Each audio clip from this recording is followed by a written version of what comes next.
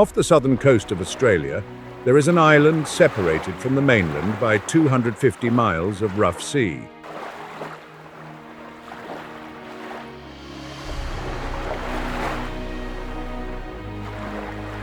This is Tasmania, a place where almost half the land is a protected national park or World Heritage Site.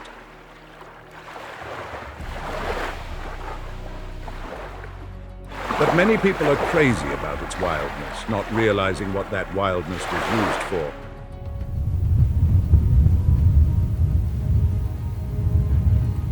This untamed landscape was the perfect cage. It became a prison for an entire empire, a place so remote and unforgiving that escape was considered impossible.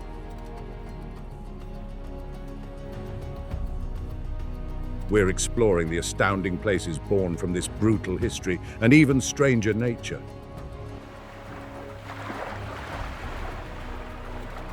The story of Tasmania's strangest places begins on a piece of land that seems designed by nature to be a prison.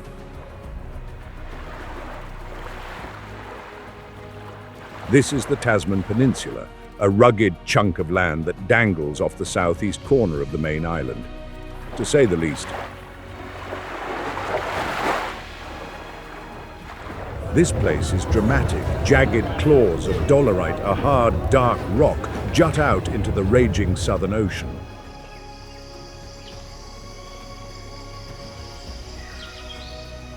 These are not gentle beaches, they are sheer cliffs, some of the tallest in the entire Southern Hemisphere, rising well over 900 feet straight out of the churning water. It's a place of raw, terrifying beauty,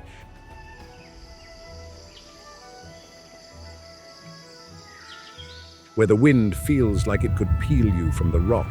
But what makes it truly remarkable is its geography.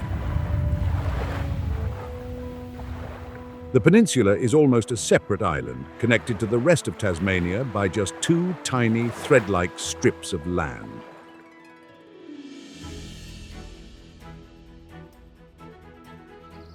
The first, near a town called Dunolly, was so narrow that early settlers could cut a canal through it. The second, and more famous, is a place called Eagle Hawk Neck. This is a natural marvel and a historical nightmare all in one. It's a sandbar, a tiny bridge of land only about 300 feet wide at its narrowest point. On either side, the ocean crashes relentlessly. This tiny land bridge was the only way in and the only way out. When British settlers decided to build their most feared penal colony, they didn't need to build walls. They just chose this peninsula. Nature had already done the work. The towering sheer cliffs and the violent shark-filled waters made escape by sea a fantasy.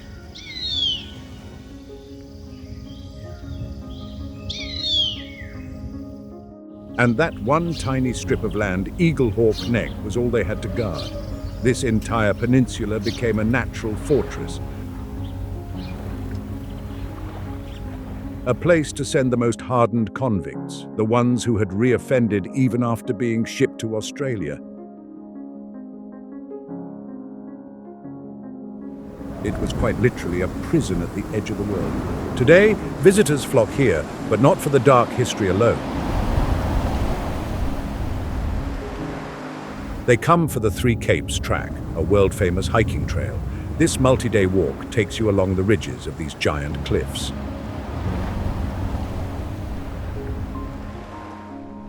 You can stand at the edge of Cape Pillar or Cape Howie and look down at sea stacks, massive columns of rock that have been separated from the mainland, standing alone against the waves like lost sentinels. The air is filled with the sound of crashing waves and the cries of seabirds. It's an experience that hits all your senses. You see, the peninsula is also home to incredible geological oddities like the Tasman Arch and the Devil's Kitchen. where the sea has carved massive, gaping wounds into the rock.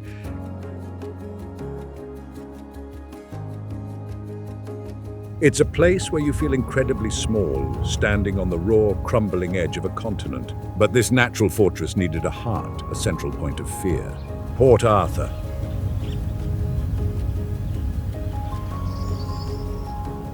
Even the name sends a chill down the spine for those who know its story. Nestled in a seemingly peaceful bay on the Tasman Peninsula, this was the dark heart of the entire convict system. It wasn't just a prison, it was a sprawling industrial complex of human misery, operating from 1833 to 1877. Today, it's a UNESCO World Heritage Site. Its beautiful sandstone ruins spread across 100 acres of manicured green lawns.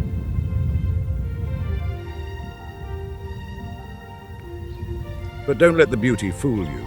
The grass is perfectly green, the trees are mature, and the ocean view is peaceful. It's a jarring contrast.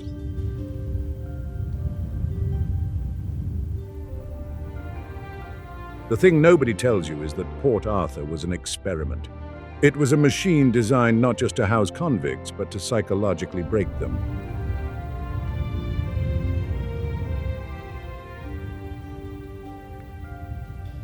This wasn't a place of simple iron bars.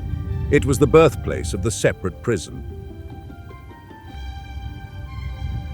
Based on a chilling theory from London, this small, cross-shaped building was a place of total sensory deprivation.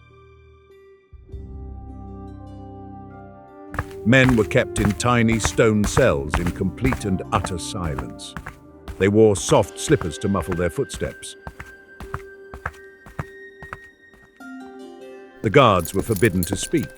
When the men were let out for 1 hour of exercise, they wore heavy hoods with eye slits so they could never see another human face.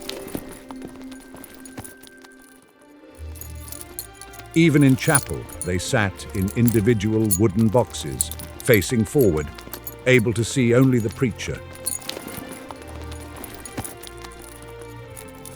The goal was to force them to turn inward, to reflect on their crimes in a crushing, silent void.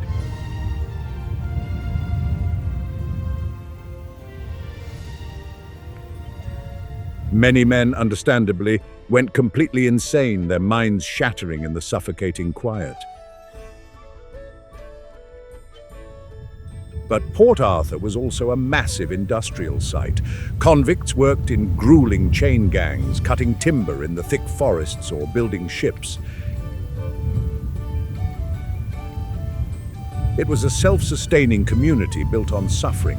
There were grand houses for the officers, a beautiful church, which ironically was built by the convicts, and sprawling workshops. But the ruins of the main penitentiary, a massive 4-story shell of a building, tell the real story. It housed hundreds of men in cramped, tiered bunks. You can still walk through it today, the wind whistling through the empty window frames. Tourists visiting now can take guided ghost tours at night, and many people are captivated by them. But the true horror isn't about ghosts. It's about the very real, calculated cruelty that happened here. You can visit the hospital, the guard tower, and the asylum, which was filled with the men broken by the separate prison. For accommodation, the nearby Port Arthur Holiday Park offers cabins and campsites. Or, for a more historic feel, the Stewart's Bay Lodge provides cabins nestled in the woods nearby. At the site itself, you can eat at the 1830 restaurant, which has large windows overlooking the very bay that once trapped thousands of men. But how did they keep all these men from just walking out of this peninsula? The brutal genius of the Tasman Peninsula prison system rested on that tiny land bridge, Eagle Hawk Neck.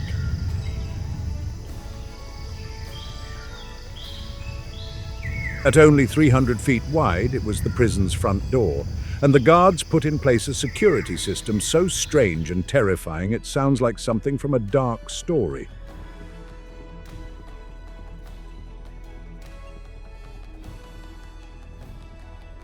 The dog line. They didn't build a stone wall, they built a living one. A line of savage, half-starved dogs was chained across the entire length of the neck, from shore to shore. These weren't just 9 or 10 dogs. At its peak, there were 18 ferocious hounds, a mix of bloodhounds and mastiffs, spaced just far enough apart that no man could sneak between them. Their kennels, some just crude barrels, were set up along the sand.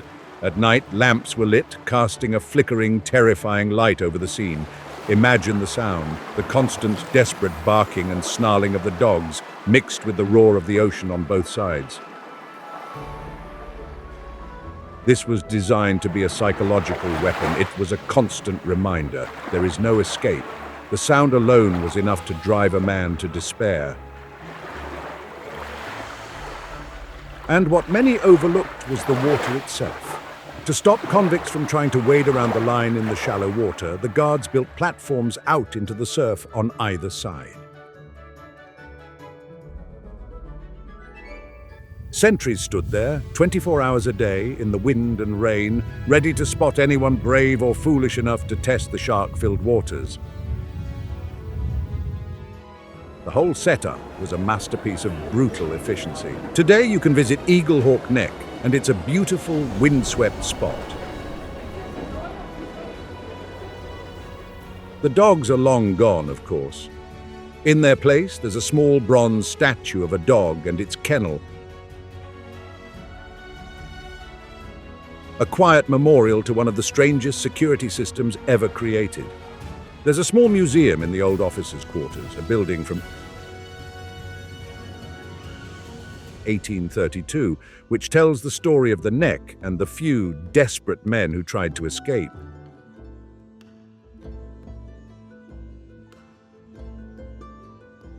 One of the most famous, Martin Cash, actually managed to swim the bay, a feat considered almost superhuman. For visitors, the Louvre Hotel and Apartments at Eaglehawk Neck offers stunning views of the coastline.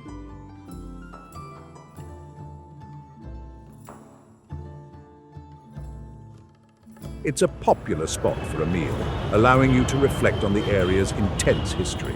Nearby, nature created its own bizarre, rigid lines in the stone. Just a short drive from the Dogline Memorial is one of the most puzzling and striking geological sites in the world.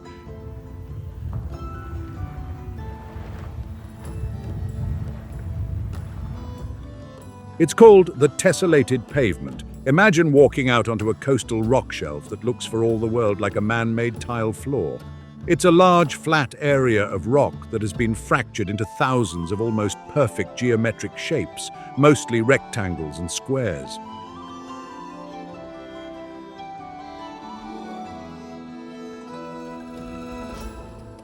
It looks like the floor of a Roman bath or a grand outdoor plaza, but it was made entirely by nature.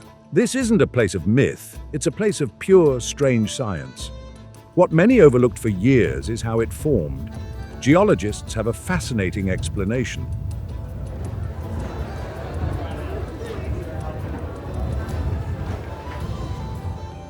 This rock, a type of siltstone, cracked millions of years ago due to tectonic stress, creating a precise grid of joints or cracks.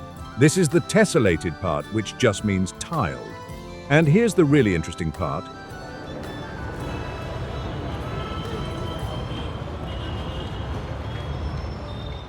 The process that makes it look so perfectly sculpted is happening right now.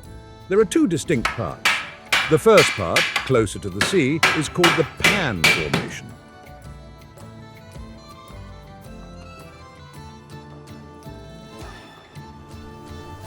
These are the tiles that look concave like shallow bowls. Seawater washes over them at high tide, and as the water evaporates, it leaves salt crystals.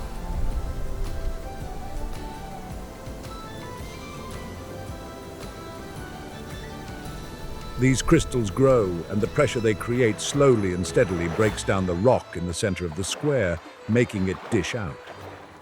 It's a micro-scale process that over centuries creates a macro-scale illusion.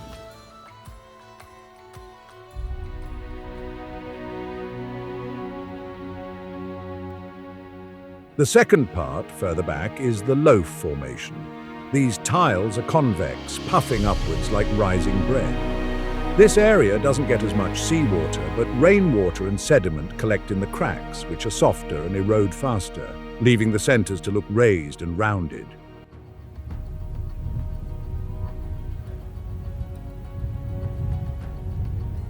It's a slow, patient process of erosion and chemical weathering that has created a perfect, mind-bending illusion.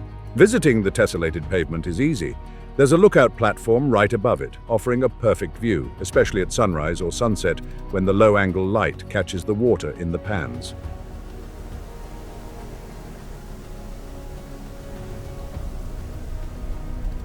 You can also walk down onto the pavement itself, stepping from one tile to the next. It's a photographer's dream. While there are no hotels right at the pavement, it's a key stop for anyone staying in the Tasman Peninsula area, near places like the Louvre Hotel or the lodgings back in Port Arthur.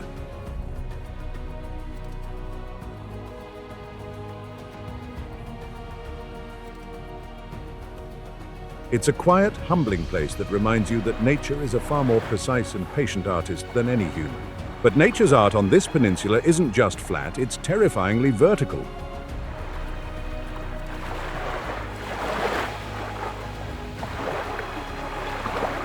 If the tessellated pavement is nature's delicate etching, Cape Howie is its violent sculpture.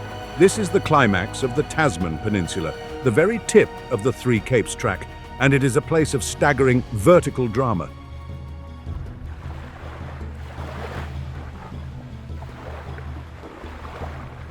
Here the land does not gently meet the sea, it shatters into it.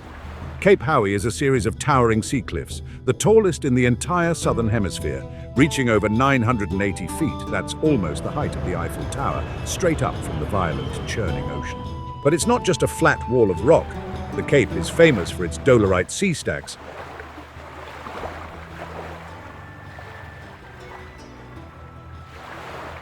These are massive, freestanding pillars of rock, like the candlestick and the totem pole, which have been separated from the main cliff by millions of years of erosion. They are impossibly thin, defiant needles of stone that climbers from around the world dream of ascending.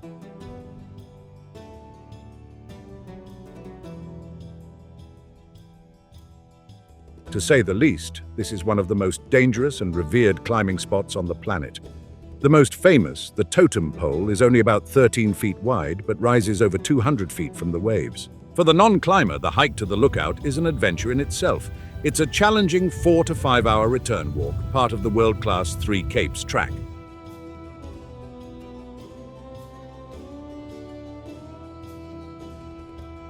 The path is a work of art, with thousands of stone steps carefully laid by hand, built to blend into the landscape while protecting it from erosion. The track makes you earn the view. As you get closer, the ground suddenly falls away and you're at the edge. The lookout is a small platform fenced in for safety, and from there you can look out at these colossal pillars and the vast, empty Southern Ocean.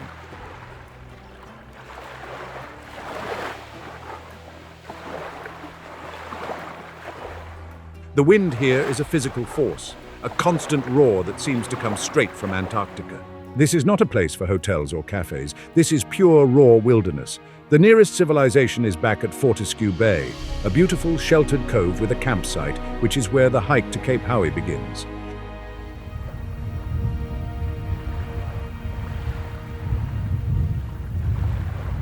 Seeing it reminds you of the sheer power that formed this island. These dolerite columns are the frozen innards of ancient volcanic activity, exposed and sculpted by wind and water. It's a truly dramatic place, the very definition of the edge of the world.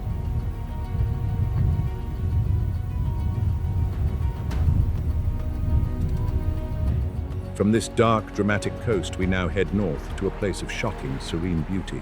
After the rugged, threatening cliffs of the Tasman Peninsula, arriving at Freycinet National Park feels like entering another world.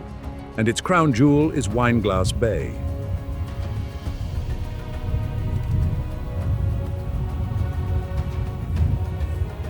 From the famous lookout, you are treated to one of the most perfect views on Earth. A flawless crescent of dazzling white sand bordering water so clear and blue it looks like a tropical lagoon. It's consistently voted one of the top 10 beaches in the world. The curve is so perfect, the sand so pure, it almost doesn't look real. It's the kind of image you see on a postcard and assume is heavily edited. But here's the dark twist. This paradise has a truly gruesome past. The name Wineglass Bay isn't romantic. It's a chilling reminder of what used to happen here.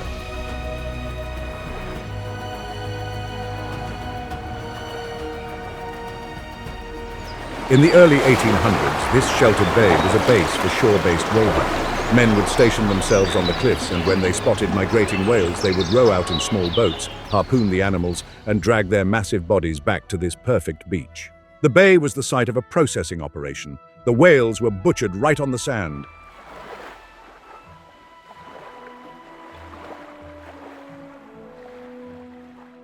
Their blubber boiled down in giant cast-iron pots to make oil.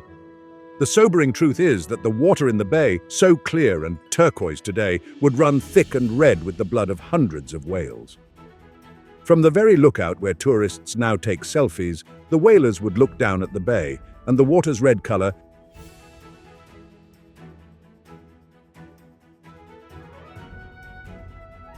contained by the bay's perfect curve, made it look exactly like a glass filled with red wine. It's a shocking contrast to the pristine beauty you see today. Visiting Wineglass Bay is a must-do. It's on Tasmania's east coast, a few hours' drive from Hobart. The hike to the lookout is the most popular, a steep but short climb that takes about 45 minutes.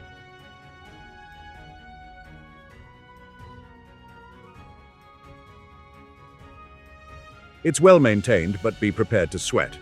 From there, you can continue down to the beach itself, a walk that takes about an hour-and-a-half round trip. You can swim, sunbathe, or just walk on the squeaky clean quartz sand. For accommodation, the nearby town of Coles Bay is the gateway.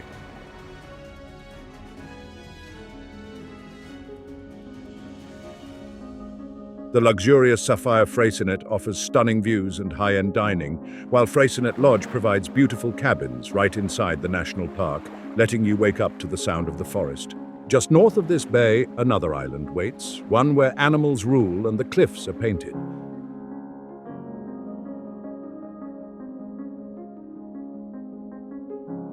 Imagine an island with no cars, no shops, and where the main residents are wombats, wallabies, and geese that wander freely among the ruins of an old convict settlement.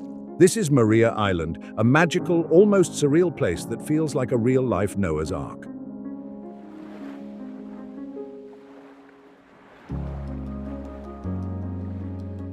Located off the east coast, you can only get here by a 30-minute passenger ferry from the town of Triabuna. When you step off the boat, you step back in time. The main settlement is Darlington, another UNESCO World Heritage Site. Like Port Arthur, it was a convict station, but its history is even more varied. After the convicts left, an eccentric Italian entrepreneur named Diego Bernacchi tried to turn it into a Mediterranean paradise in the 1880s.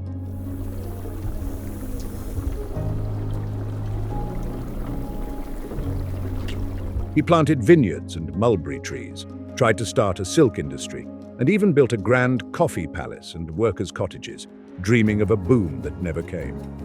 His ventures all failed, and today the ruins of the convict cells and his grand cement factory stand side by side, slowly being reclaimed by nature.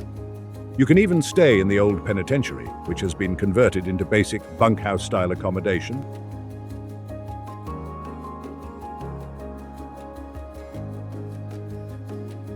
No power, just a wood heater and a gas stove.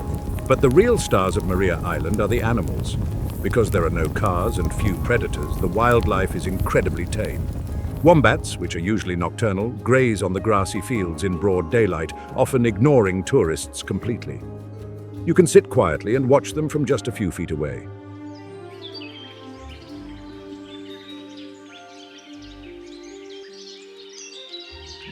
Cape Barren geese wander through the ruins, and kangaroos and wallabies lounge in the shade of the trees. It's a photographer's dream.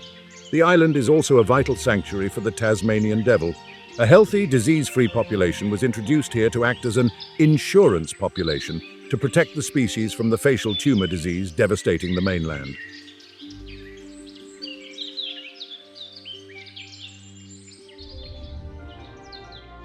And then there are the cliffs. A short walk from Darlington leads you to the Painted Cliffs. At low tide, you can walk along a rock platform and see sandstone cliffs that look like a modern art painting. They are swirled and patterned with dramatic bands of red, orange, and yellow. This isn't man-made. It's caused by iron oxides from groundwater staining the rock over thousands of years, creating beautiful, flowing patterns. It's another of Tasmania's geological wonders, a natural canvas that changes with the light. Not far away, the coast transforms again into a vital, noisy sanctuary. Tucked away between Freycinet Peninsula and the town of Biceno is a vast, quiet wetland that many tourists drive right past. This is Molting Lagoon, and it's one of the most important bird sanctuaries in all of Australia. This isn't a dramatic gorge or a towering mountain. Its beauty is subtle, sprawling and incredibly alive. The lagoon is a huge, shallow body of water, a Ramsar-listed wetland, which means it's recognized as being of international importance. Why? Because this is the year-round home and breeding ground for thousands upon thousands of waterbirds.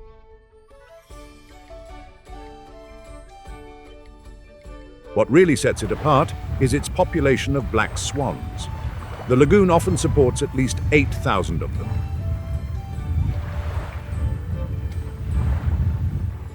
Which is a massive portion of Tasmania's entire breeding population.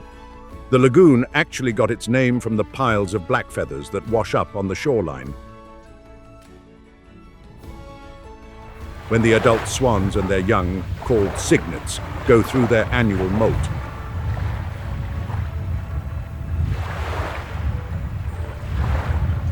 But it's not just swans. This is a critical feeding stop for birds that fly from the other side of the planet. Migratory shorebirds, like the common greenshank and the bar-tailed godwit, fly non-stop for thousands of miles from their breeding grounds in the northern hemisphere, like Siberia, to feed in the rich, muddy flats of this lagoon during the Tasmanian summer.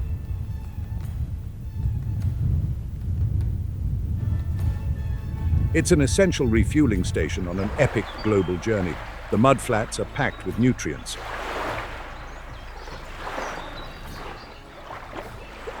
A vital feast for these exhausted travelers. You can also spot pelicans, cormorants, plovers, and giant white-bellied sea eagles hunting overhead.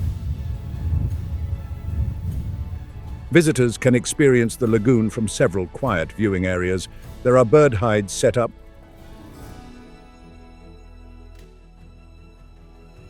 where you can sit with binoculars and watch the incredible variety of life without disturbing the animals.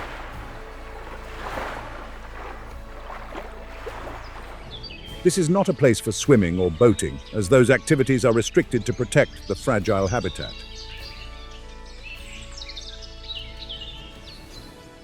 It's a place for quiet, for patience, and for appreciating the subtle, teeming life of a wetland.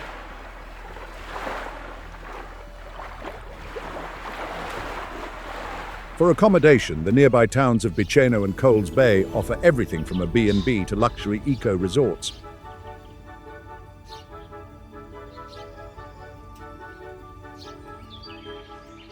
Biceno is also famous for its own penguin tours, making this coast a bird lover's dream. Now we leave the coast and head inland to the island's jagged alpine heart. When you picture Tasmania, this is probably the image you see. Cradle Mountain is the island's icon, a cathedral of jagged dolerite rock that pierces the sky. Its reflection captured in the still, dark waters of Dove Lake. This is the heart of the Tasmanian Wilderness World Heritage Area, a place of ancient, primal beauty. The mountain itself, at over 5,000 feet, isn't a single peak, but a dramatic, craggy ridge that looks like a giant's crown. The story of this place is one of passion and preservation.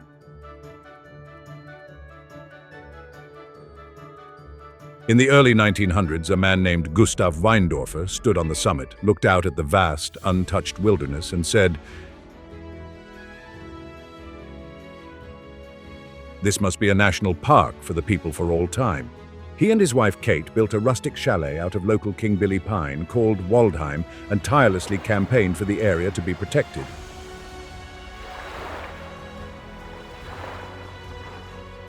Their chalet still stands today, a humble monument to their vision. It's now a small museum, and you can see the simple, tough life they led. Visiting Cradle Mountain is an experience for all seasons. In summer, the slopes are covered in wildflowers and button grass. In winter, the entire landscape is dusted with snow. The lakes freeze over, and the air is crisp and silent. The most famous short walk is the Dove Lake Circuit, a 4-mile loop that takes you around the edge of the glacial carved lake. It winds through a stunning ancient forest called the Ballroom Forest, where moss-covered myrtle beech trees create a magical green canopy that feels like a fairy tale.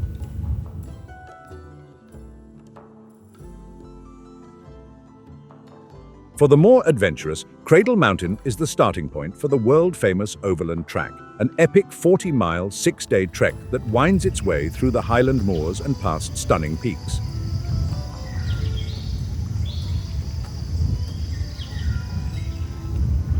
You can also climb Cradle Mountain itself, a challenging 6 to 8 hour return hike that involves scrambling over massive boulders to reach the summit.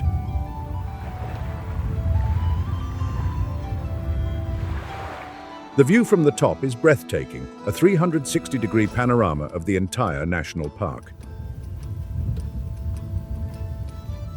Accommodation here ranges from the rustic Waldheim cabins to the luxurious Pepper's Cradle Mountain Lodge, where you can sit by a massive fireplace, sip Tasmanian wine, and even take a guided nighttime tour to see Tasmanian devils feeding. This epic track ends at an even bigger, deeper body of water. At the southern end of the famous Overland Track lies a vast, dark, and mysterious body of water. Lake St. Clair. This is not your average lake. Carved out by massive glaciers over the last 2 million years, this is the deepest freshwater lake in all of Australia.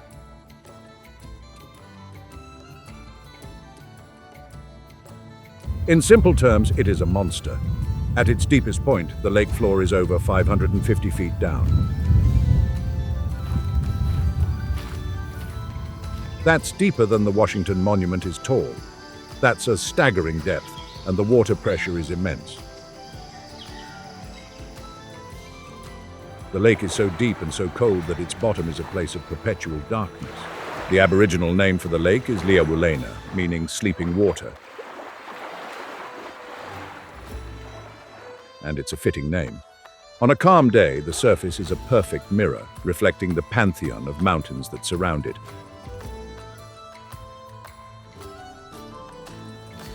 Like Mount Olympus and Mount Ida.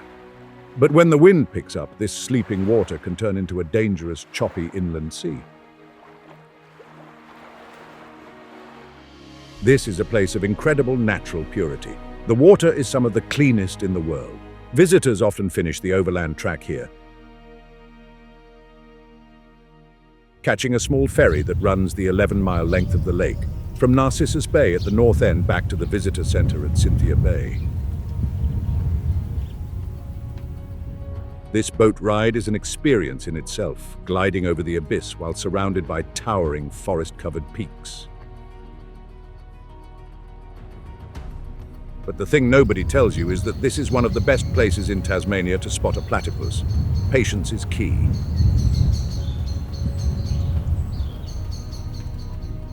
In the quiet bays and river inlets around Cynthia Bay, particularly at dawn and dusk, you can often see these bizarre duck-billed mammals paddling on the surface, diving for food. There are numerous short walks around the lakeshore, including the Watersmeet Walk, where the Hugel and Cuvier rivers join.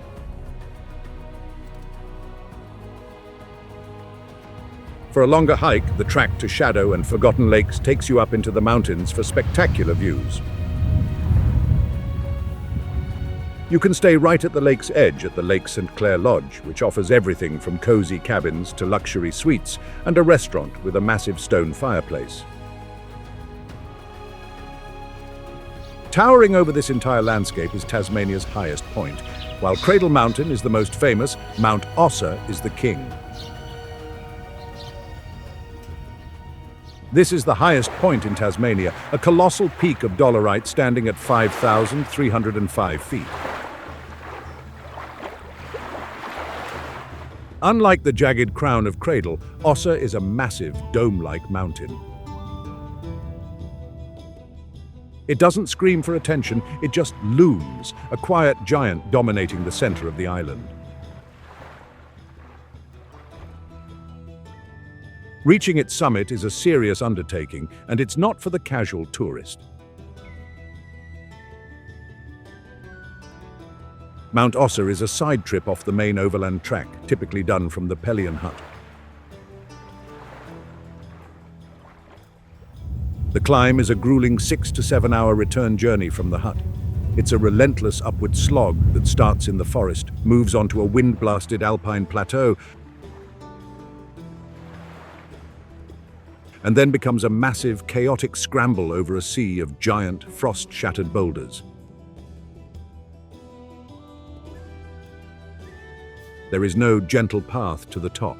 You have to use your hands and feet, picking your way up the colossal scree slope, and every step requires focus. The weather here is a major factor. You see, being the highest point, Mount Ossa creates its own weather. It can be sunny and calm at the hut, but a blizzard can be raging on the summit. Hikers must be prepared for all conditions, even in the middle of summer. But the reward for those who make it is, without a doubt, the greatest view in Tasmania. From the summit, on a clear day, you can see almost the entire island.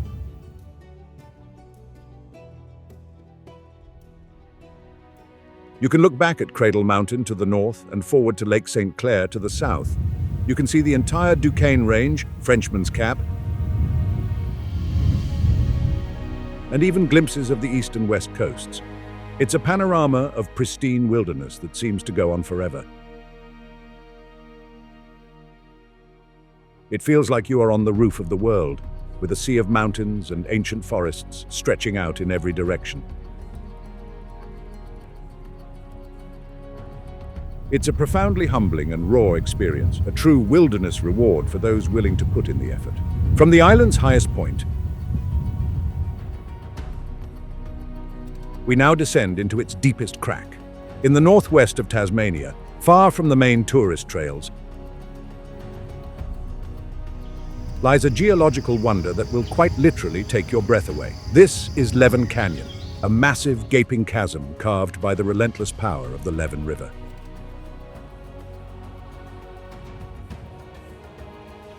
This is Tasmania's deepest limestone gulch, a V-shaped ravine that plummets over 900 feet straight down to the roaring water below. To put it in perspective, that's almost twice as deep as the famous Cataract Gorge in Launceston.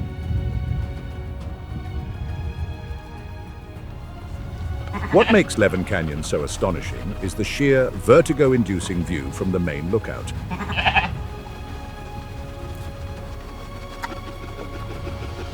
A short, easy walk from the picnic area takes you to Cruikshank's Lookout, a platform that juts out directly over the void. You stand there, gripping the railing as the earth completely disappears beneath your feet. It gives you a serious case of vertigo. 900 feet below, the Leven River looks like a tiny silver ribbon. The sound of its roar echoes up the sheer, tree-covered stone walls. On a misty day, the canyon fills with clouds, and you feel like you're floating in the sky. The air is cold and damp. And get this, the amount of water that rushes through this narrow canyon every day is staggering. enough to satisfy the daily water needs of a major city, over 45,000 kiloliters. It's a constant, powerful force of erosion that is still carving the canyon deeper. For those who want the full experience, there's a loop track that involves climbing 697 steep stairs.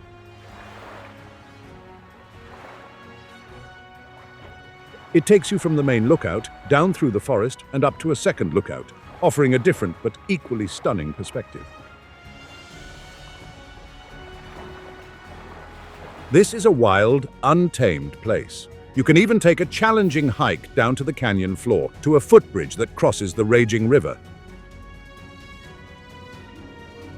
Down there, you are surrounded by giant boulders and ancient tree ferns. For accommodation, you won't find luxury resorts. Visitors typically stay in the nearby coastal towns of Ulverstone or Penguin, or in small farm stays in the surrounding hills. It's a raw, powerful, and slightly terrifying piece of nature. The power of water in Tasmania isn't just for carving canyons, it also creates magic. Tasmania is an island that runs on water, and its wild interior is laced with some of the most beautiful, pristine waterfalls on Earth. These aren't just single-drop giants, they are delicate, multi-tiered cascades hidden deep within mossy, prehistoric rainforests. They feel less like tourist spots and more like secret portals to another time. Take Liffey Falls. Nestled beneath the stunning Great Western Tiers. This isn't one waterfall, but a series of 4 main cascades. Alexandra, Hopetoun, Albert, and the main Victoria Falls. A beautiful, easy walking tract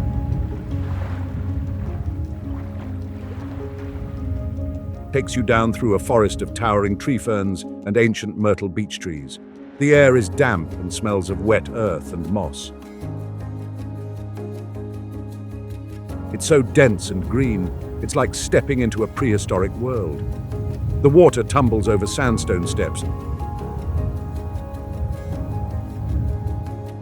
creating delicate, lace-like patterns. Viewing platforms are perfectly placed, allowing you to get close enough to feel the fine mist on your face. It's a deeply peaceful and enchanting place. Then, in the far northwest, in the heart of the Tarkine rainforest,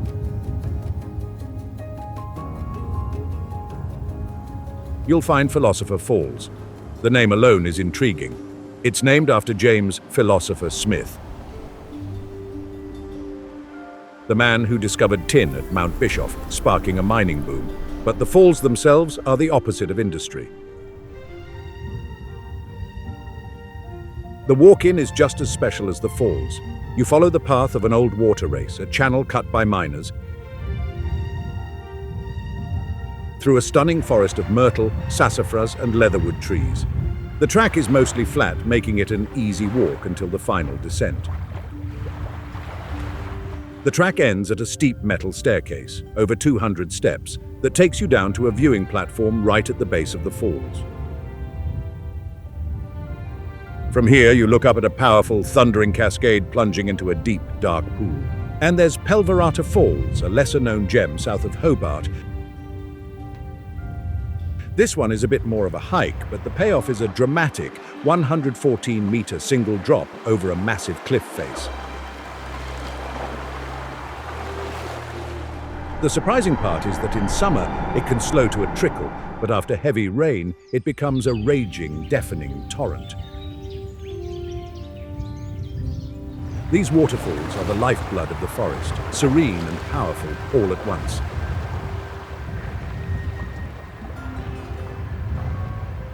These forests don't just hide waterfalls, they hide some of the oldest living things on Earth.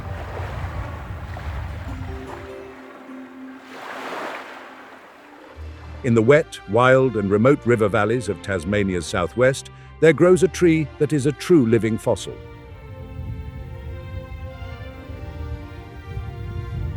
This is the Huon pine. To be clear, it's not actually a pine tree. It's a type of podocarp.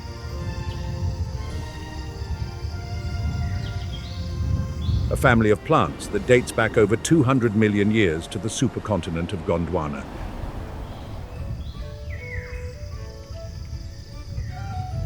These trees are some of the oldest living organisms on the entire planet. An individual Huon pine can live for over 3,000 years.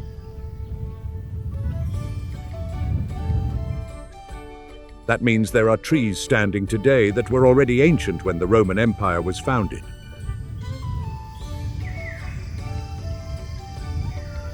What makes them so special, besides their age, is their wood. It contains a high concentration of a natural oil called methyl eugenol.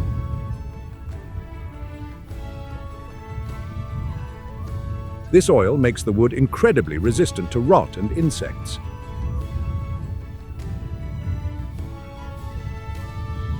This oil is also what gives the wood its unique, pungent and pleasant fragrance, a smell that is unmistakably Tasmanian.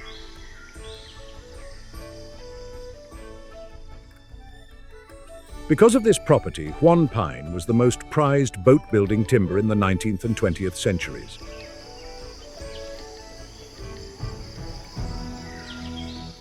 Men known as piners would spend months, even years, in the brutal, unexplored wilderness, felling these giants and floating them down the raging rivers like the Gordon and the Huon.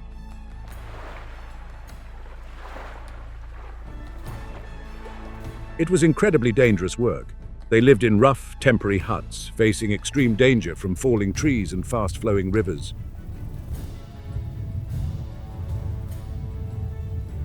Today, these trees are heavily protected. Over 85% of the remaining Huon pine forests are inside the World Heritage Area, but you can still see them.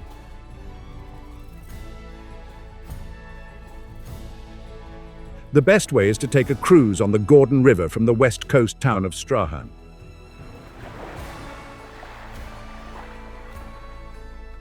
The boat glides silently on the tannin-stained dark red water.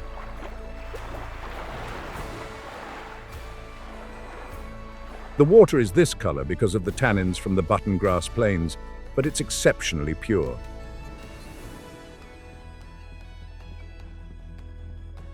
You'll stop at a boardwalk at Heritage Landing.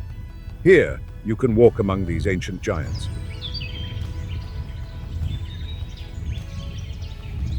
You can touch the rough, mossy bark of a tree that is 2,000 years old.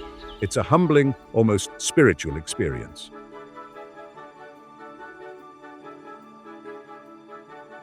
You can also visit the Tahoon Airwalk, south of Hobart.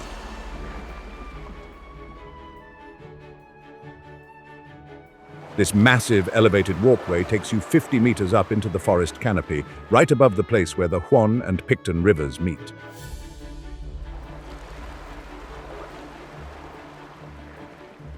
You're walking among the treetops, with a final cantilevered section that hangs out over the river, giving you a bird's-eye view of the forest and the precious Huon pines below.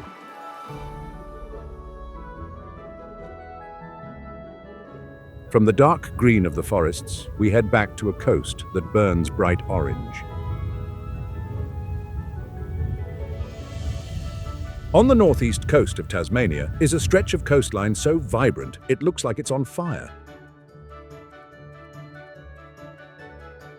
This is the Bay of Fires, but the name, just like Wineglass Bays, is misleading. It wasn't named for what you see today. In 1773, a British captain named Tobias Furneaux sailed past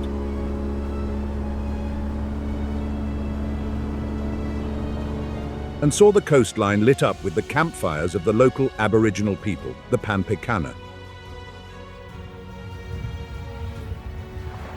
He named it the Bay of Fires as a testament to the people who lived there.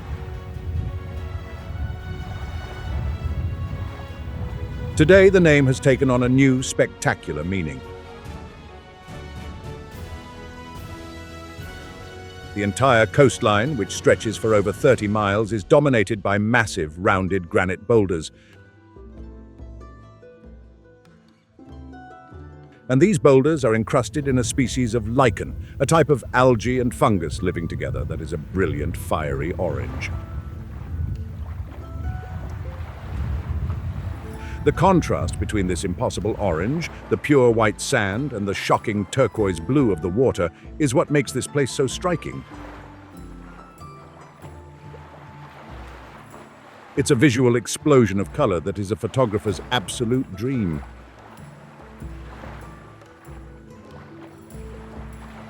The area is not a single bay, but a series of small, perfect beaches and lagoons, linked by these orange-stained headlands.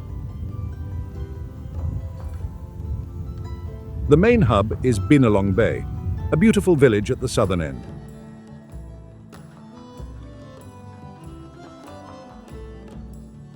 From there, you can explore endless hidden coves and pristine beaches.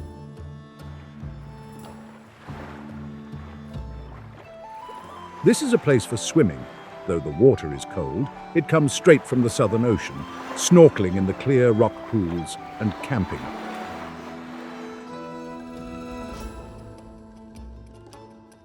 The Bay of Fires Conservation Area offers some of the most beautiful free campsites in Australia, tucked away just behind the dunes.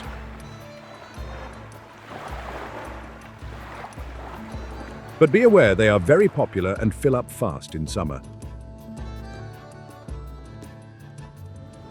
You can stay in Binalong Bay, which has holiday homes and cafes, or in the nearby fishing town of St. Helens, which is famous for its oysters and seafood.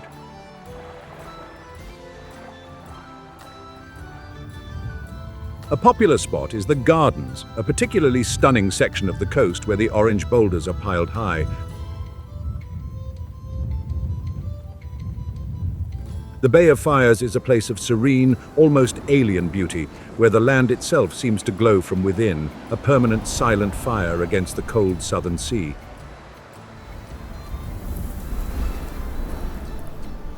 From a natural wonder on the coast, we head to a natural wonder hidden inside a city.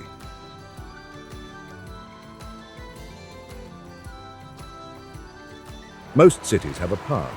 Launceston, Tasmania's second largest city, has a massive river-carved canyon. This is Cataract Gorge, a truly surprising piece of urban wilderness. Just a 10-minute walk from the city centre, the world of streets and shops suddenly falls away. And you are standing on the edge of a deep, rocky rift with the South Esk River roaring below.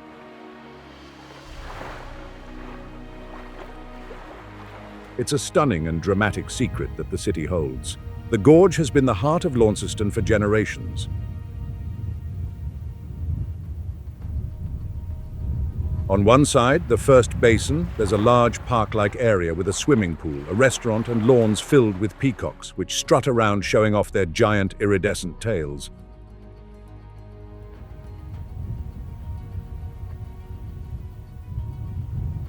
It's a slightly surreal Victorian-era pleasure garden set against a wild, rocky backdrop, and the peacock's calls echo strangely off the cliffs.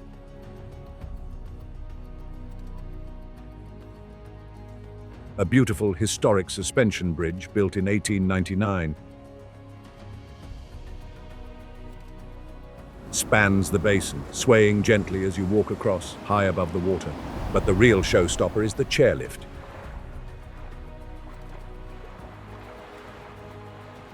This is the Gorge Scenic Chairlift, and it boasts the longest single chairlift span in the entire world at over 985 feet.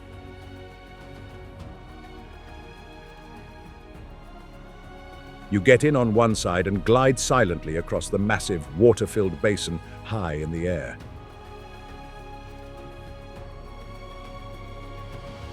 The views are incredible. Looking down at the swimmers in the pool, the dark, swirling water of the river, and the sheer rock walls of the gorge itself. It's a 10-minute ride that gives you a full sense of the scale of this place. On the other, wilder side, walking trails are cut directly into the cliff face, taking you high above the river. You can walk for miles deep into the gorge, following the river as it winds through the hills.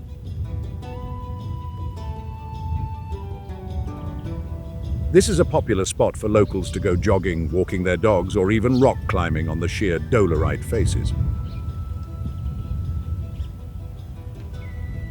For visitors, places like Stillwater 7 offer luxury accommodation in a converted 1830s flour mill right at the gorge's entrance.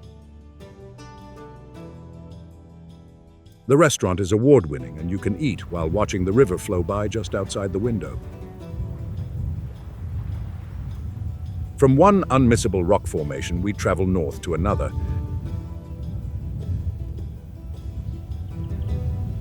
In the far northwest corner of Tasmania, the coastline is flat and gentle.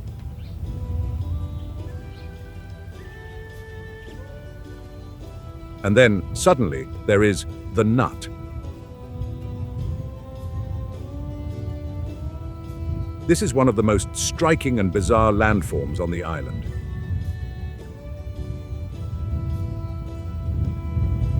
It's a massive, sheer-sided, flat-topped volcanic plug that rises 469 feet straight out of the sea.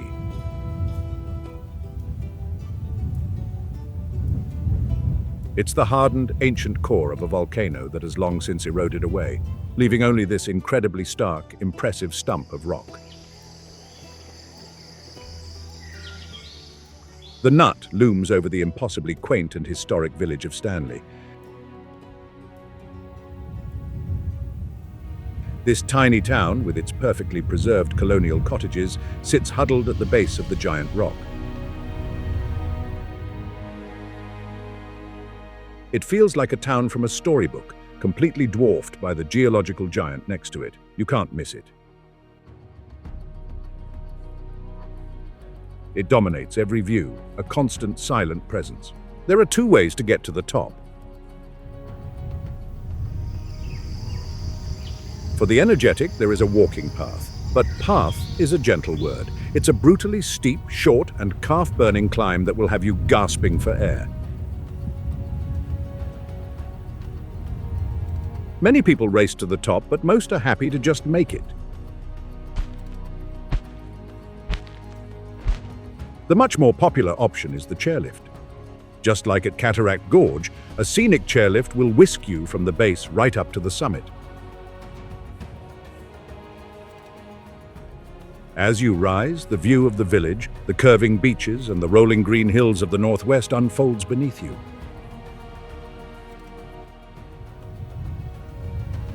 Once on top, the world flattens out.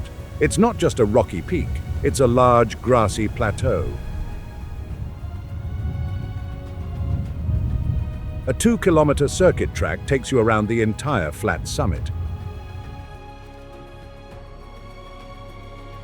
From here, you have 360-degree views.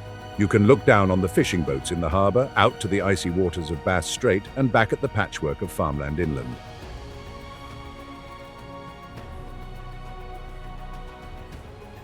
It's a windy, wild, and beautiful spot.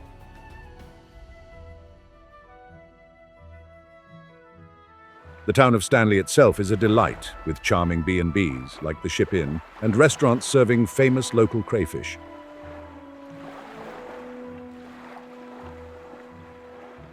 It's a working fishing village, so the seafood is as fresh as it gets.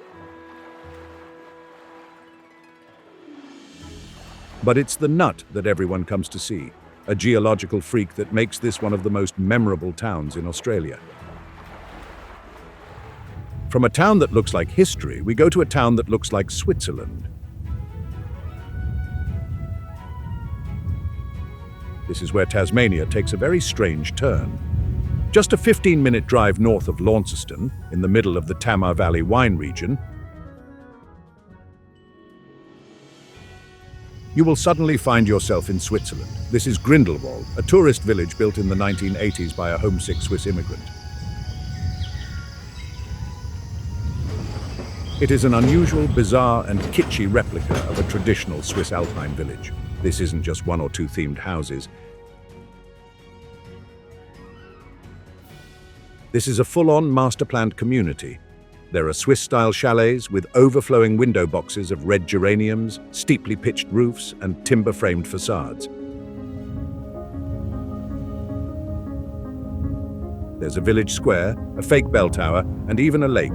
The entire thing is built to look like a postcard from the Alps. It's a complete and total fantasy, dropped into the middle of the Tasmanian bush. The village is part of the Tamar Valley Resort, and it's designed as a family-friendly tourist attraction. You can walk through the Swiss shopping arcade, which has a lolly shop, a bakery, and a gift store selling cuckoo clocks.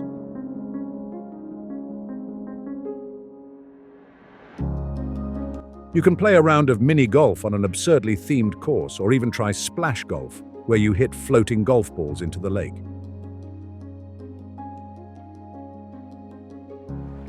You can hire a paddle boat or have a meal at the Alpenrose Bistro, which serves, of course, cheese fondue and schnitzel.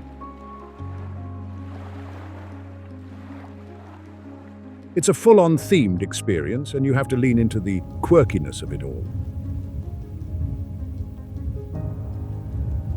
Many people absolutely love it, finding it charming and fun. Others find it incredibly strange.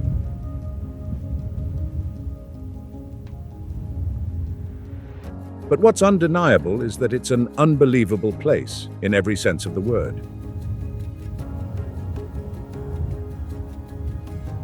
It's a surreal, disorienting experience to be surrounded by Swiss architecture while hearing the laugh of a kookaburra from a nearby gum tree.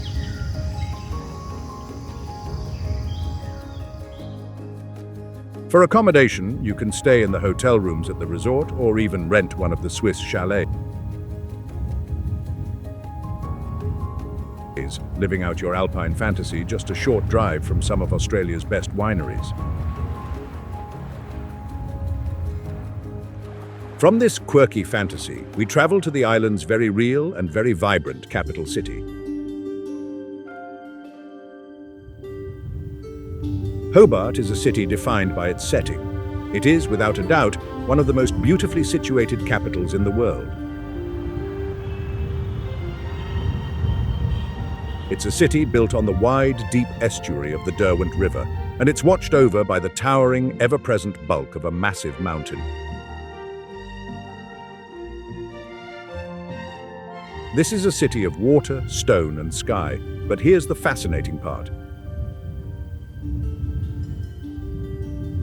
It's also the second oldest capital city in Australia after Sydney, and its past is inescapable. Founded in 1804 as a brutal penal colony, Hobart's streets were laid out by convicts, and its first grand buildings were built with their hands. You can feel this history everywhere, especially in the historic districts of Battery Point and Salamanca Place.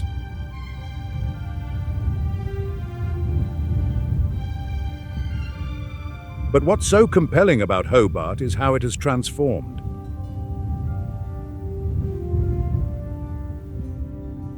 What was once a rough, industrial and forgotten port town has become one of the most vibrant, creative and exciting small cities in the world.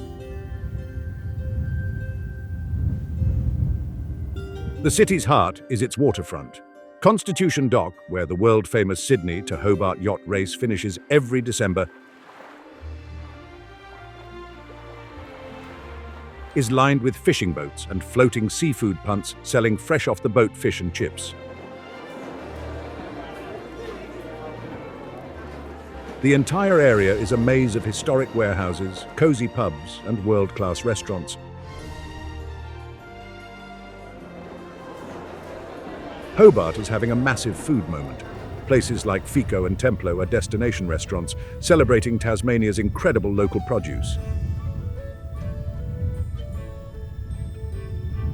Its oysters, its salmon, its cheese, and its cool climate wines. You'll also find amazing meat pies at local bakeries and fresh fish and chips everywhere. For visitors, the options are endless. You can stay in luxury hotels like the Tasman, which is built into the facade of an old government building, or the Max 01, which is a storytelling hotel with each room dedicated to a different Tasmanian character. Or you can stay in historic converted cottages in Battery Point. You can explore the Tasmanian Museum and Art Gallery, which has fascinating exhibits on the island's natural history and its dark convict past. Hobart is the perfect base, a charming, walkable city that acts as the gateway to all the wildness of the south. And the epicenter of Hobart's historic life is a single cobblestone street. This is the most famous and arguably the most beautiful street in all of Tasmania.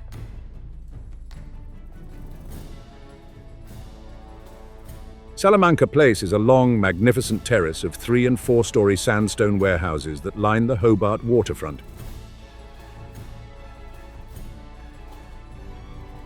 Built in the 1830s by convicts, these imposing Georgian buildings have an undeniable sense of history. You can almost smell the past. In their first life, these warehouses were the center of a gritty industrial port.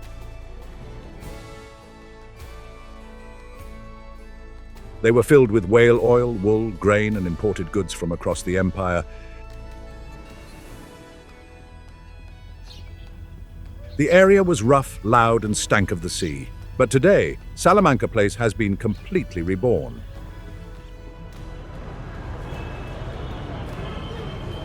The remarkable thing is that this is one of the most successful urban renewal projects in Australia.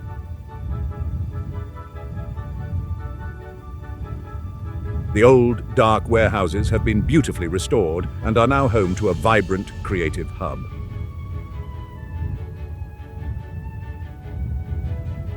The dark stone archways now lead into art galleries, craft shops, theatres, cozy bars, and some of the city's best restaurants.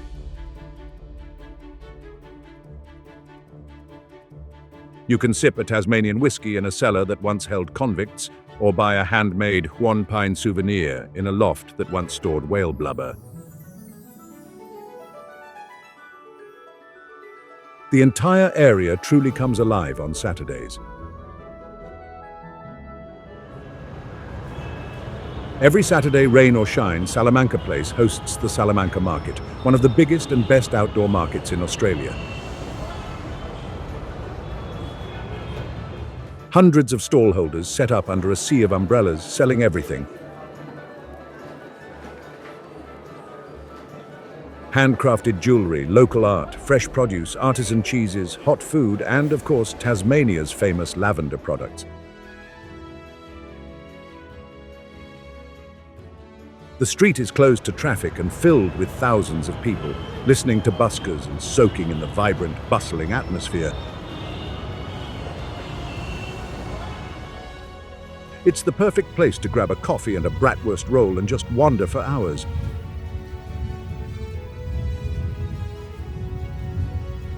For a visitor, this is the place to be. You can eat at the Rockwall Bar and Grill, which specializes in Tasmanian steak and seafood.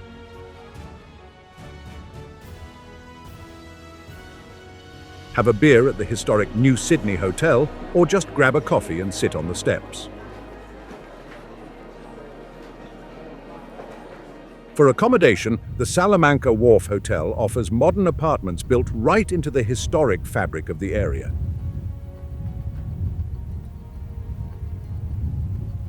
Salamanca is the living, breathing soul of Hobart, a place where the past and present don't just meet, they have a great time together. Looming over this entire scene is the city's guardian, a massive, dark mountain. You cannot be in Hobart and ignore the mountain. It is always there, a 1,271 meter or 4,170 foot giant that dominates the western skyline. Its Aboriginal name is Kunanyi, and it is far more than just a backdrop. It is the city's guardian, its weathermaker, and its soul. The mountain dictates the weather for the entire city. It can be a sunny, warm day in the city, while the summit of Kunanyi is being blasted by a snowstorm and sub-zero winds. The drive to the summit is an adventure in itself. The Pinnacle Road is a winding 21-kilometer,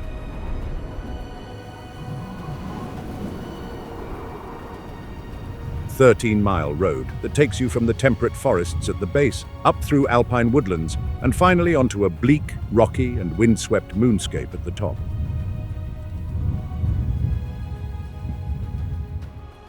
This road is often closed in winter due to heavy snow and ice, reminding everyone that this is a serious alpine environment.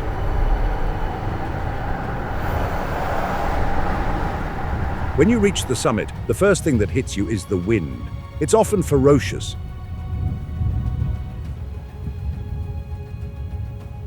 Even on a calm day in the city, it can be blowing a gale up here. But the view is, without question, one of the most spectacular in Australia.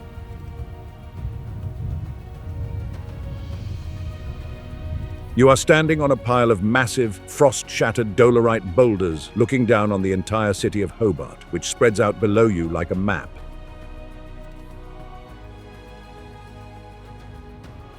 You can see the wide, branching estuary of the Derwent River, the Tasman Bridge, Bruny Island in the south, and the seemingly endless mountain ranges of the World Heritage Area to the west.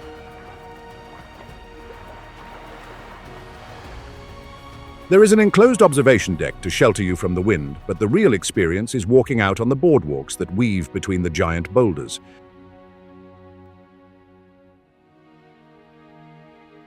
The air is thin and cold, and the sense of space is immense.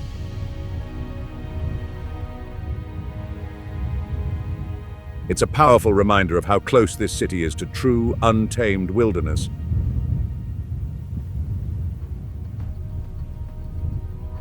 The mountain is also a massive playground for locals. It's crisscrossed with hiking and mountain biking trails.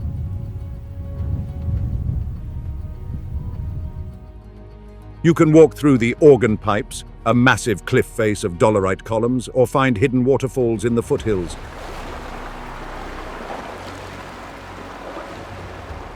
Kunanyi isn't just near Hobart, it is Hobart. But Hobart's most famous modern attraction isn't on a mountain.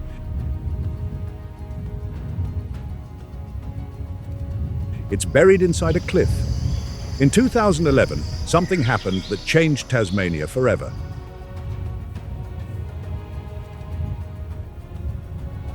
A wealthy, eccentric professional gambler named David Walsh opened a museum.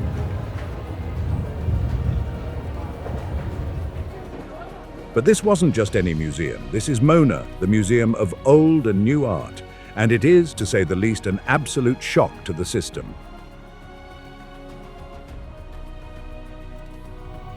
Mona is not a quiet, polite gallery. It's a subversive, provocative, and mind-bending underground lair carved into the sandstone cliffs of a peninsula on the Derwent River. The experience begins long before you ever step inside the museum. It starts with the journey itself, a kind of performance in motion. Most visitors make their way from the Hobart waterfront aboard a sleek, camouflage-painted ferry that looks like it belongs in a James Bond film. You glide down the Derwent River, champagne in hand if you've splurged on the posh pit ticket.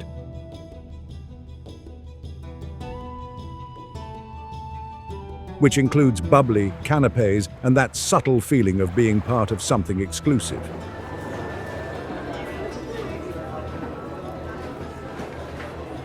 Even the ferry ride feels like art, playful, strange, and slightly tongue-in-cheek. By the time you arrive, you already know this won't be a typical museum visit. Then, suddenly, the landscape opens up. There it is. A single, low-slung, futuristic building gleaming on the shore like a mirror dropped from another planet.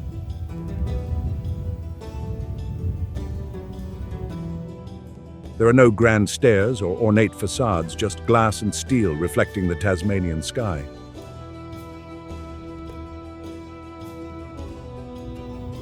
From the outside, you can't tell how vast the place really is. Once you step inside, the adventure truly begins.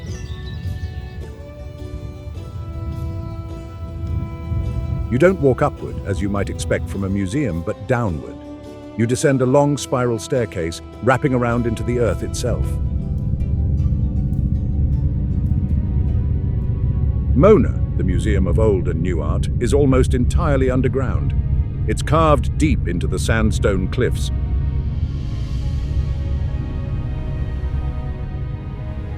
Three levels of dimly lit chambers connected by steel walkways and stone tunnels.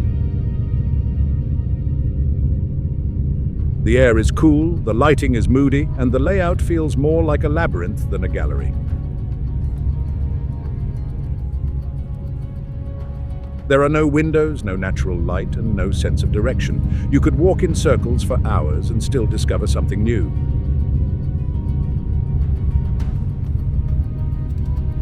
It's confusing, yes, but that's part of the design.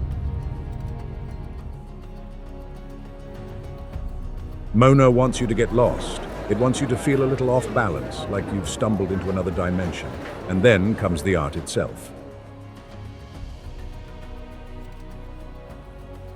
The collection is personal, eccentric, and deeply human. Mona was built by Tasmanian-born millionaire and professional gambler David Walsh. A man who once described his museum as a subversive adult Disneyland. The art he's collected doesn't whisper politely from behind velvet ropes. It shouts, laughs, and sometimes even stinks.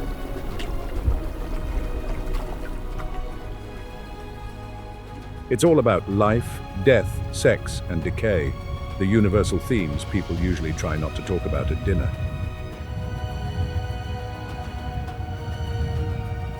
Take, for example, the infamous cloaca professional.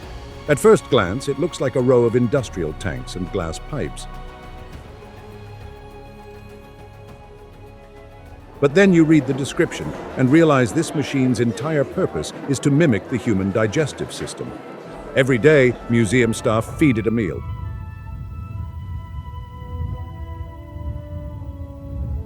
It digests, processes, and by the end of the cycle, produces excrement.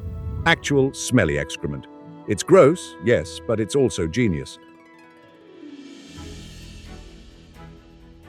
The piece makes you think about what humans consume, what we waste, and how absurdly mechanical our own bodies are. It's science and satire wrapped in stainless steel. Nearby, another exhibit stops you in your tracks. An entire wall covered in hundreds of identical porcelain sculptures of female genitalia.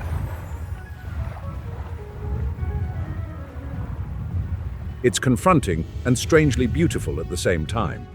You can almost hear people's nervous laughter echoing through the hallway. But that's the point. Mona doesn't exist to make you comfortable. It wants you to squirm, to think, to laugh, and to question what art really is. But not every piece is designed to shock. One of the most fascinating things about Mona is how it mixes the ancient with the ultra-modern. You might turn a corner and find a 3,000-year-old Egyptian sarcophagus standing beside a contemporary video projection or a kinetic sculpture made of light and sound. The contrast is jarring but intentional. It forces you to question how we define art. Why do we revere one object as sacred and dismiss another as vulgar?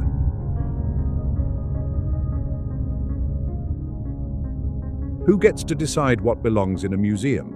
To help you navigate this strange underworld, Mona gives every visitor a device called the O.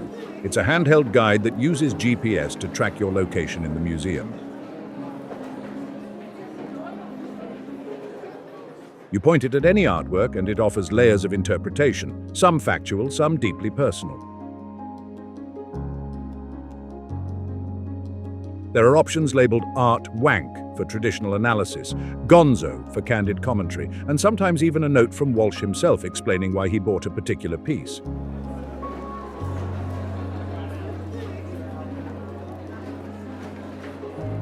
There are no wall labels anywhere, so the O becomes your lifeline, your companion through the dark. Outside, the experience keeps going. The museum grounds stretch out along the river, blending art, nature, and indulgence in the most Tasmanian way possible. There's a stage for live music where international acts and local performers play everything from jazz to death metal.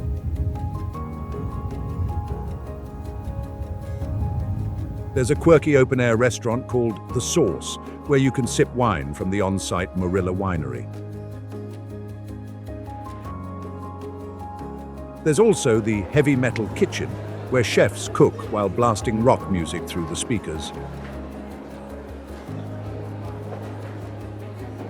Even lunch here feels like a performance. If you can't bear to leave, Mona offers luxury accommodation called pavilions,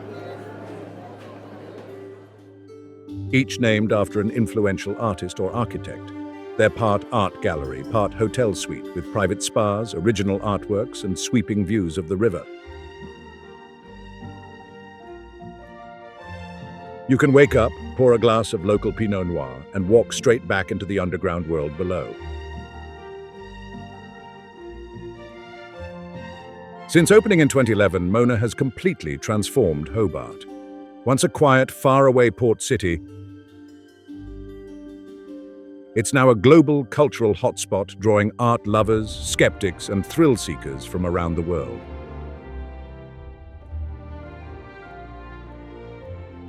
Every year, the museum hosts wild festivals like Dark Mofo, a winter solstice celebration of art, fire, and the darker corners of human nature. The entire city turns red with lights and installations, and thousands flock to experience it. What's so fascinating about Mona is that it never tells you how to feel. It's not about beauty or elegance in the traditional sense. It's about raw reaction.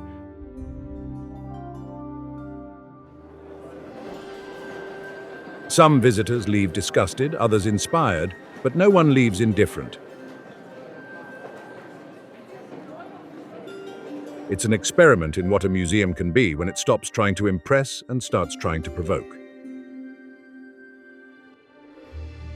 So when you finally climb back up from the underground, blinking into the daylight, you feel changed.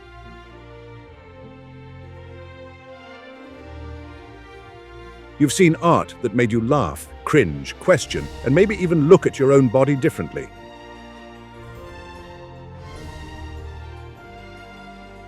Mona doesn't just show you art, it swallows you whole, chews you up, and spits you out with a new sense of curiosity. It's not just a museum, it's an experience, a wild, dark, brilliant journey that begins on the ferry and ends somewhere deep in your mind, where you're still trying to make sense of it all. From the shockingly new, we go to one of the island's most important and oldest structures. Just a short drive from Hobart, in the heart of the Coal River Valley wine region, is the village of Richmond.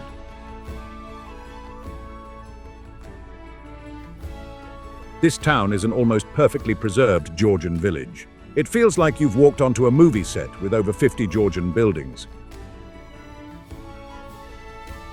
There are charming old-fashioned bakeries, antique shops, and old stone churches. But the town's centerpiece and its most famous landmark is the Richmond Bridge. This is not just any old bridge. This is the oldest bridge in all of Australia that is still in use.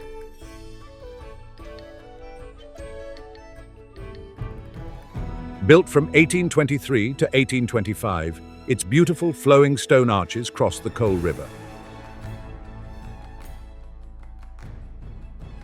And like almost every great structure from that era in Tasmania, it was built by convicts. The story behind it is one of immense toil. The men worked in leg irons, quarrying the sandstone from a nearby hill and expertly shaping every block by hand. It's a masterpiece of convict engineering, a structure of simple, enduring beauty.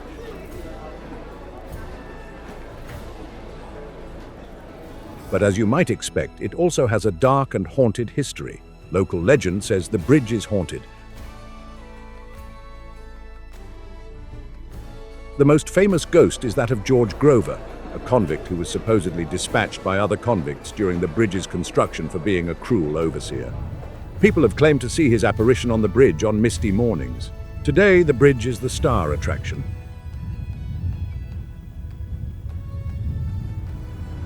You can walk across the same stone blocks that were laid 200 years ago. The area around it is a beautiful grassy park. People picnic on the riverbanks, feed the ducks, and take photos of the bridge's perfect reflections in the calm water.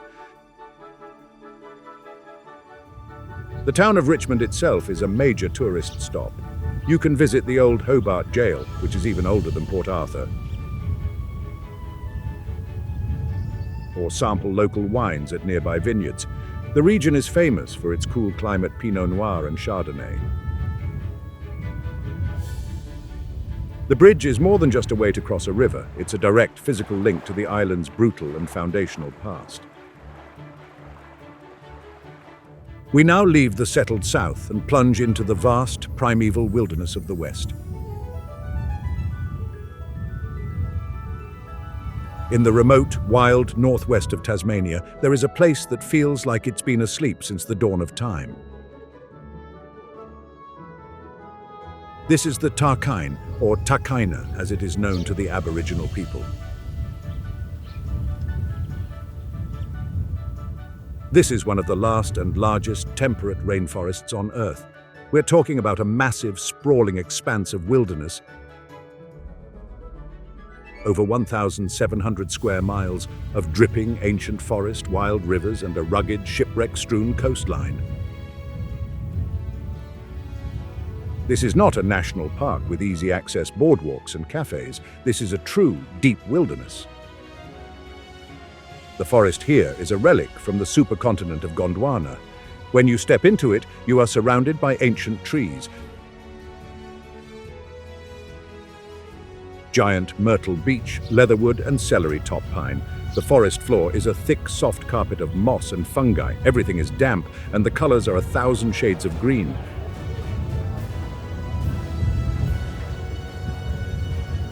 Giant man ferns create a canopy overhead, filtering the light.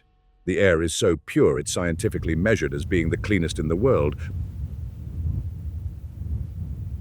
blown in straight from South America with nothing in between, and you can literally feel it in your lungs. This is a land of incredible natural wealth, but that also makes it a place of conflict.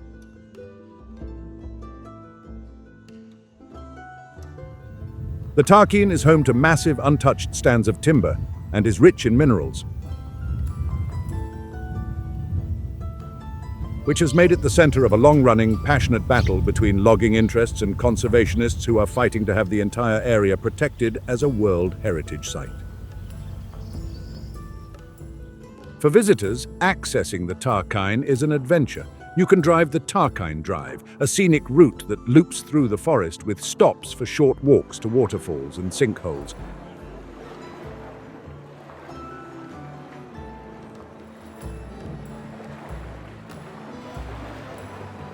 You can take a kayak trip on the dark, tannin-stained Paiman River, renting one from the Corinna Wilderness Experience, or a river cruise that takes you through the dense forest to the wild, windswept coast.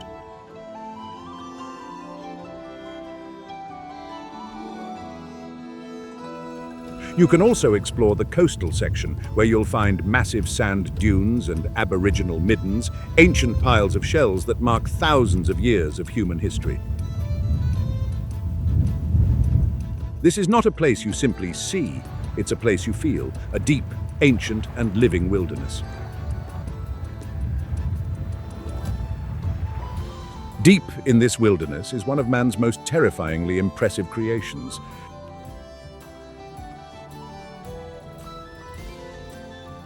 Deep in the heart of the Tasmanian Wilderness World Heritage Area, at the end of a long and winding road, you will find a truly breathtaking sight.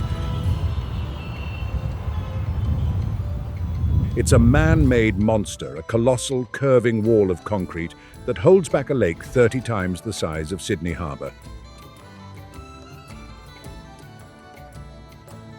This is the Gordon Dam, built in the 1970s as part of a massive and very controversial hydroelectric power scheme.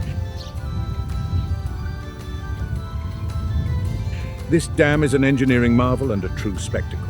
The dam itself is 460 feet high. That's taller than the Sydney Harbour Bridge. But what makes it so mind-bending is its shape. It's a double curvature arch dam, meaning it curves both horizontally and vertically like a giant piece of eggshell, using the strength of the arch shape to hold back the almost unimaginable weight of the water. When you stand on the top and look down the curved concrete face to the tiny riverbed far below, the sense of scale and vertigo is overwhelming. And get this, you can abseil down it. This is the highest commercial abseil in the entire world. Adventurous visitors can strap into a harness and rappel 460 feet down the sheer, curved face of the dam.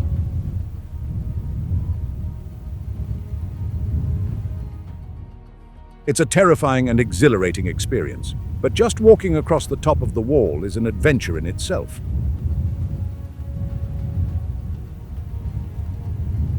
The wind howls across the massive expanse of Lake Gordon, and the drop on the other side is dizzying.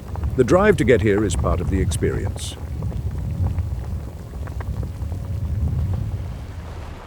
The Gordon River Road is a 111-kilometer, 69-mile road that cuts straight through the pristine wilderness of the Franklin Gordon Wild Rivers National Park. You must fill up on gas before you leave, as there is nowhere to stop. It's a journey through some of the most remote and untouched landscapes on Earth. There are no towns, no petrol stations, just endless, rugged mountains and forests. Near the dam,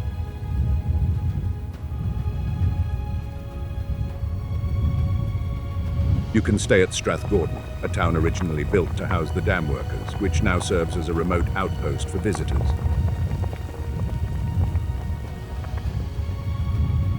From this inland giant, we head to our final stop, an island off an island.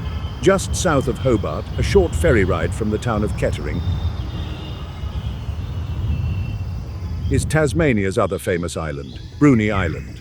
This is not one island, but two, a North Bruny and a South Bruny. And the thing that connects them is one of the most striking and beautiful landforms in Tasmania. It's called the Neck.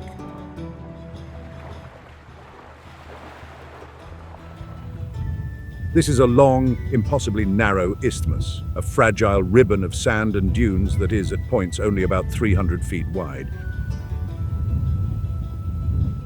It's the same geographic marvel as Eaglehawk Neck, but instead of dogs and guards, this one is a vital wildlife sanctuary.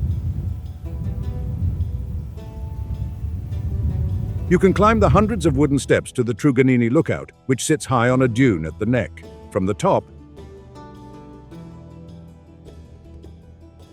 you get one of the most iconic views in Tasmania. You have a 360-degree panorama. To one side, you see the calm, sheltered waters of the D'Entrecasteaux Channel. To the other, the wild, crashing surf of the Tasman Sea. And stretching out before you is the long, thin, sandy bridge that holds the island together. But what draws huge crowds is what happens here at dusk.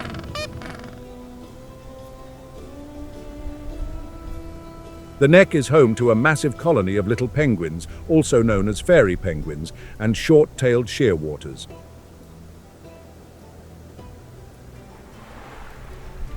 Every night, after hunting for fish, the tiny penguins swim to shore,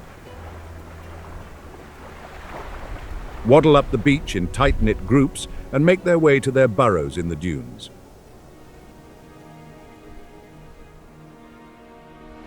Viewing platforms allow you to watch this magical, noisy parade. You need to be very quiet. and use red light torches only, as white light can scare them. Bruny Island has also become a foodie paradise.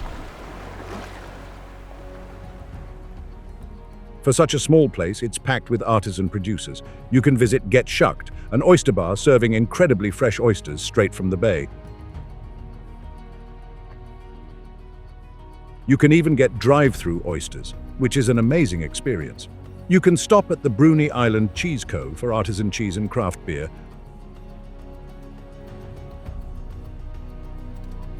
or visit the Bruny Island Chocolate Company. Every night, after hunting for fish, the tiny penguins swim to shore.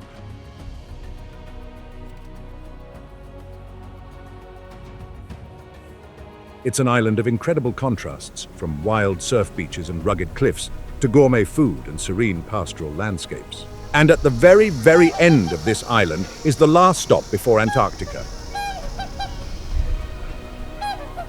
If you drive all the way down to the southernmost tip of South Bruny Island, you'll eventually reach the end of the road. The asphalt disappears, and all that's left ahead is the rugged coastline of Cape Bruny, a place of savage winds, steep cliffs, and a sense of total isolation.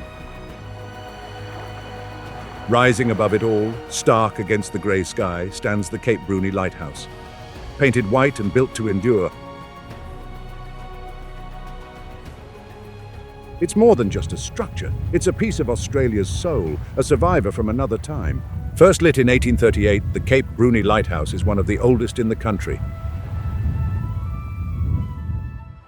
For 158 years, its beam cut through storms, fog, and pitch-black nights, guiding ships through one of the most unpredictable stretches of ocean on Earth.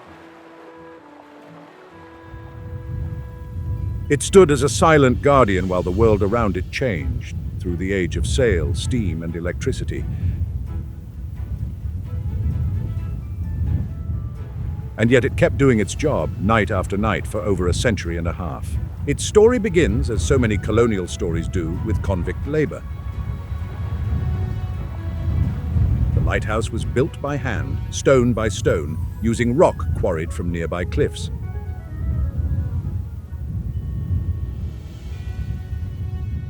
Every block carried the sweat of the men who had no choice but to build it.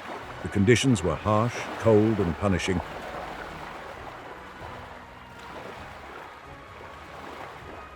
And yet the structure they left behind has endured for nearly 2 centuries. It's a monument not just to navigation, but to endurance.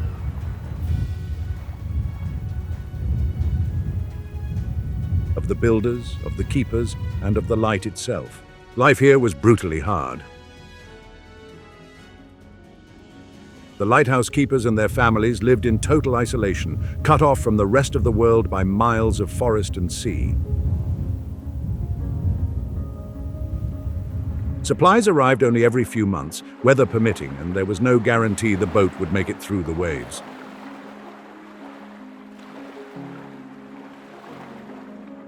The keeper's duty was simple but absolute. The light must never go out. In the middle of howling storms, in freezing rain, or under the pale glow of the full moon,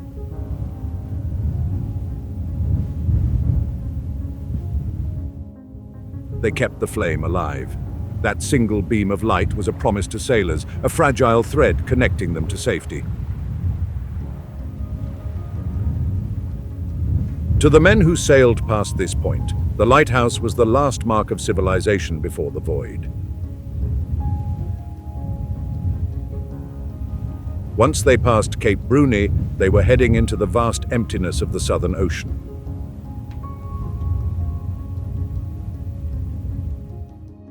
There was nothing else for more than 3,000 miles until Antarctica. Out there, storms could rise without warning, waves could swallow ships whole, and the line between survival and disaster was razor-thin. The Cape Bruny light was often the last thing sailors saw before facing that enormous uncertainty. Today, the old lighthouse no longer serves its original purpose. Its flame has been replaced by a modern, solar-powered beacon farther along the coast. But the building still stands, perfectly preserved, and you can walk inside. It's one of the few lighthouses in Tasmania open for tours, and stepping through its heavy door feels like traveling back in time. The air inside is cool and smells faintly of salt and rust. The spiral staircase, narrow, wrought iron, and well-worn, winds upward like something out of a ship's hull. As you climb, you can almost imagine the footsteps of the keepers who once made this same journey dozens of times a day.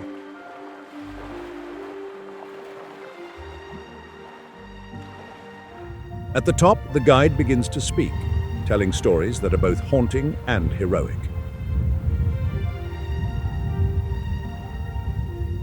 Stories of shipwrecks that scattered debris along the nearby beaches.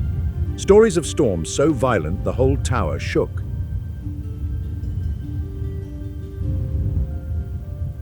Stories of keepers who spent decades here, raising families in this lonely place at the edge of the world. You begin to realize that the lighthouse wasn't just a workplace. It was a lifeline, a home, and a prison all at once. And then comes the moment everyone waits for, stepping out onto the narrow balcony at the very top. The door creaks open and the wind hits you like a wall. It's sharp, icy, and impossibly pure.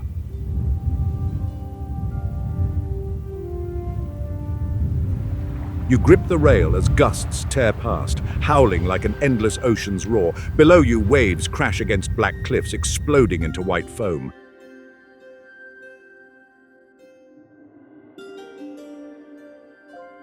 The horizon stretches so far that it bends, and the sea and sky blur into one. From up here, you can see everything.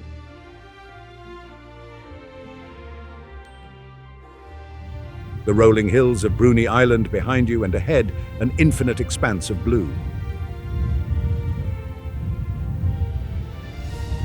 The guide points out where the Tasman Sea meets the Southern Ocean, a visible clash of waters.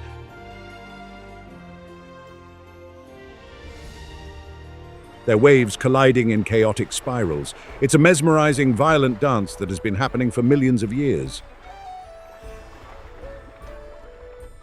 Standing there with the wind whipping your hair and salt spray on your face, you understand why this place feels sacred. Cape Bruny is not just beautiful, it's humbling. It makes you feel small, but in the best possible way. You are standing at the literal edge of a continent, staring into the wildest ocean on Earth. For travelers, reaching this point feels like completing a pilgrimage. After winding through Tasmania's forests, beaches, and sleepy towns,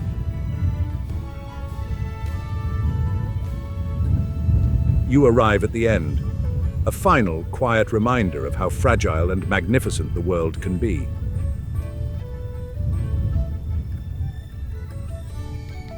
The lighthouse stands as it always has, weather-beaten, unyielding, and utterly alone. When you finally make your way back down the spiral staircase and step outside, the world feels different.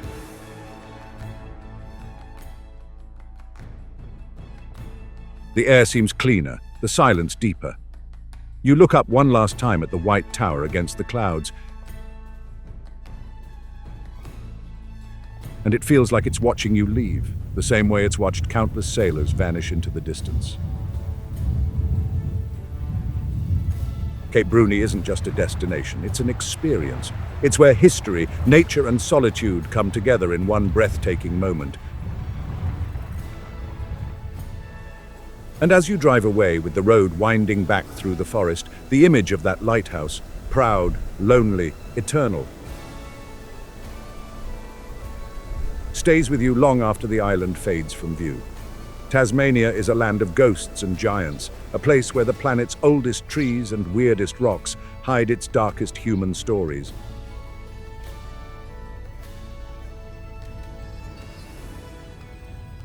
Did this island paradise ever truly escape its brutal prison past? Like and subscribe for more amazing places.